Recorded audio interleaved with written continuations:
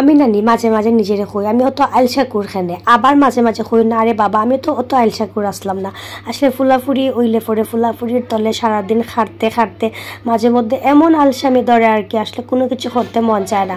তো সেনে কইছি এই ব্লগটা বিশ্বাস করতো না পূজার অনেক অনেক আগের। তো এটা যে এডিট করবো আমি কোনো মতো সময় পাই না, যদি একটু সময়ও পাই আসলে মন চায় যে বিছনার মাঝে পইরা থাকি সারাদিন। হ্যালো ব্রিয়ান, কেতা খবর আপনারা ভালো আসুননি। তো এই যে ব্লগটা করলাম যে পূজার আগের, তো ওইখানে ফ্রিজের মাঝে একটা মুরগ আসছিল, আমার হাজব্যান্ড নিয়ে আইছিল আর কি মুরগটা। তো এখন ওই মুরগটা আসলে রান্না করবো, তো এটা পূজার আগের। তো কিতা কিতা রান্না হয়েছে কিলা কিতা কর্ম সব তারপর লাগে শেয়ার করবো, আশা করি পুরো ব্লগটা যেটা সাথেই থাকবা। আর আমার মানে ছেলের হয়েছে গিয়ে বিরিয়ানি খুব পছন্দ, পোলাও খুব বেশি পছন্দ। তো এই যে কেন আসলে ওই যে আমার বাইরের বউ আর কি পোলাও আর রোস্ট মাংস রান্না করব। আর আমি যেটা করতেছি কেন আমার স্টুডেন্টে কিছু মেহেদি ফাতা দিছিল, তো এটা আমি বাচ্চা চুলো লাগাই লিছিলাম আর এক কিছু রয়েছে আর কি, ভাবলাম আমি একটা খামও লাগাইলাই। আর আমার কাছে যে কোকোনাট হেয়ার অয়েল আছিল যেটা আর কি ন্যাচারাল স্প্রে রাখি থেকে আনছিলাম, তো ওটার মাঝে আরও কিছু জিনিস মিক্স করিয়ে আসলে আমার তেলটার আর একটু প্রসেসিং করতেছি আমি।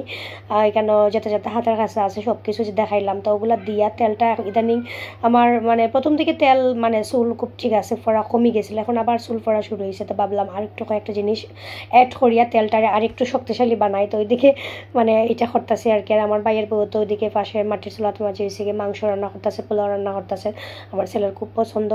আর মাংসটা আনা হয়েছিল বাক্কা আগের, কিন্তু খাইতে খাইতে একটা মানে লেট হয়ে গেছে আর কি।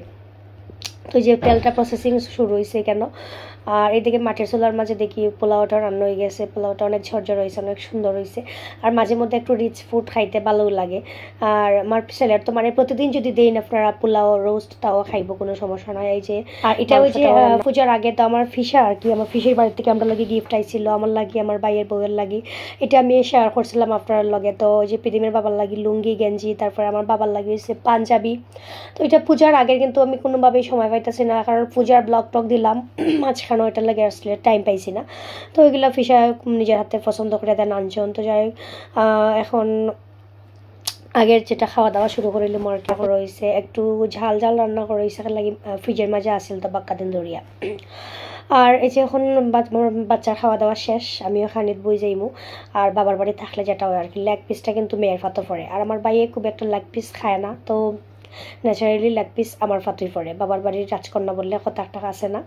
আমার হাজব্যান্ড আইলে আমার হাজব্যান্ডের ফাতো আর আমার বাচ্চার ফাতো তো অলওয়েজ পড়ে। আর আমার হাজব্যান্ড যদি না থাকে তাহলে আমরা মা ফুটে খাই লেগ পিস, ওই আর কি।